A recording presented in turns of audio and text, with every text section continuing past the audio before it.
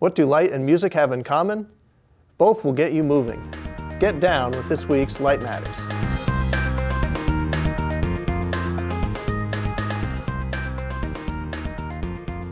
This is Light Matters for March 25th, 2015. I'm your host, James Lowe. On this week's show, we'll learn about light as both a musical instrument and a propulsion system. We'll also take a look at the role of photonics in popular culture through the eyes of a new contributing editor with a big interest in comic books. But first, photonics spectra editor Justine Murphy takes us to a gallery in Singapore, where some lighting designers recently wrapped up an interactive installation. On display earlier this month at Singapore's National Design Center, Layers of Light presented hanging sheets of translucent rice paper to create a rich texture of light and shadow that changed as people passed through it. The installation was created for Singapore Design Week by the lighting studio NIPEC. Co-founder Shigeki Fuji said the installation used an infrared camera to track passers-by, while custom software controlled LEDs to make the light follow their movements. Now we want to hear how light moves you. 2015 is the International Year of Light, and people all over the world are celebrating in creative ways. Write to us at lightmatters@photonics.com and let us know what you're up to. Thanks, Justine. Next, we turn to a story about how light moves tiny objects. Specifically, how evanescent waves bleeding out of optical fiber can be used to move microparticles around like a conveyor belt. The effect has been demonstrated before using light of the fundamental mode, but now researchers at the Okinawa Institute of Science and Technology Graduate University in Japan have sped up the process by using higher-order modes. In tapered microfibers, higher-order modes create larger evanescent fields than the fundamental mode. Part of the increase in speed is also likely due to the microfluidic dynamics of the microparticles moving through water. Used in conjunction with optical tweezers, the technique could be useful in drug delivery, cell research, and even quantum computing. The research was published in Scientific Reports. Still ahead on Light Matters, a plasmonic piano and photonics at the movies. But first, a word from our sponsor. Hi there, I'm Dr. Sandeep Raja and I'm the Incremental Product Manager for our optical encoder products. Today I'd like to introduce you to our brand new encoder, which is the Atom encoder, which is this product here. What differentiates this encoder system from our other incremental products is we've managed to incorporate our filtering optics design and miniaturize the encoder package.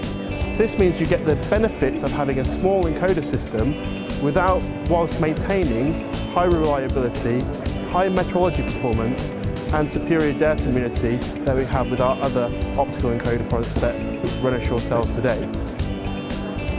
For more information on Renishaw encoder products, please visit www.renishaw.com/encoders. Welcome back. Lately, we've been telling you about our IYL 2015 playlist, a roundup of songs with photonics connections that's available on Spotify. Our next story is about a tune that probably won't climb to the top of the charts, but it suits the theme of the playlist to a T. That's because it's the first piece of music to be optically encoded onto a plasmonic nanostructure. A team at the University of Illinois recently used an array of gold bow tie nano antennas to record and play back the melody of Twinkle Twinkle Little Star. The audio signals were recorded by using a microscope to scan a sound-modulated laser beam directly onto the bow ties, melting them slightly and altering their optical response. The same microscope is then used to image the recorded waveform, after which the signal is processed and played back as sound. Let's listen.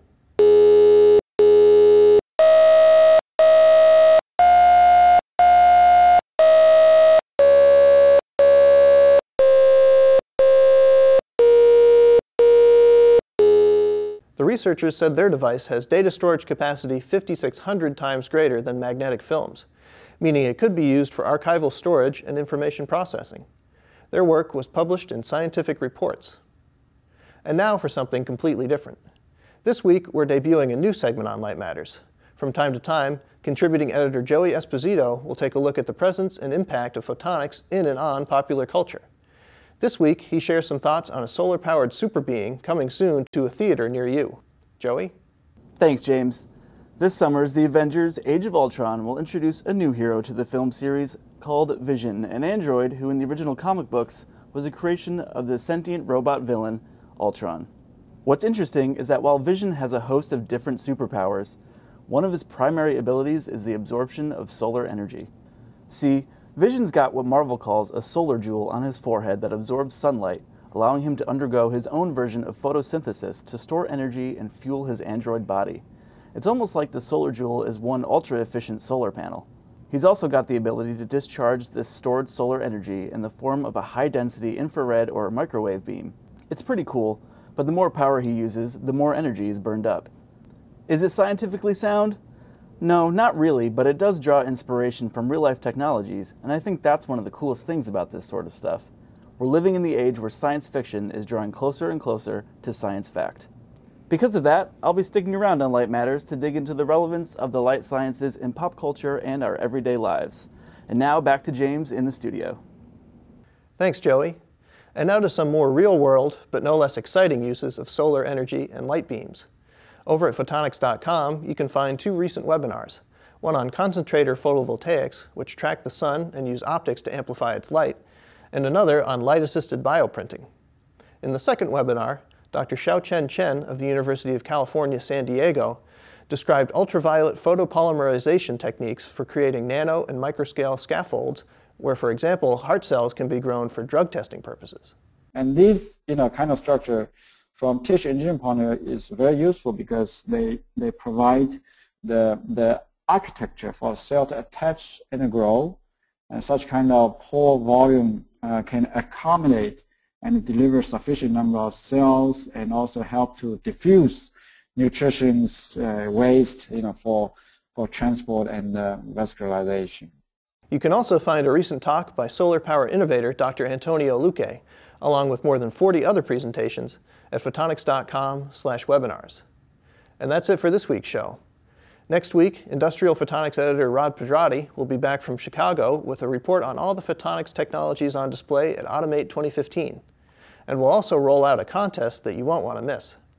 Until then, you can follow Photonics Media on Facebook and Twitter for news updates every day. Thanks for watching, and we'll see you next week on Light Matters.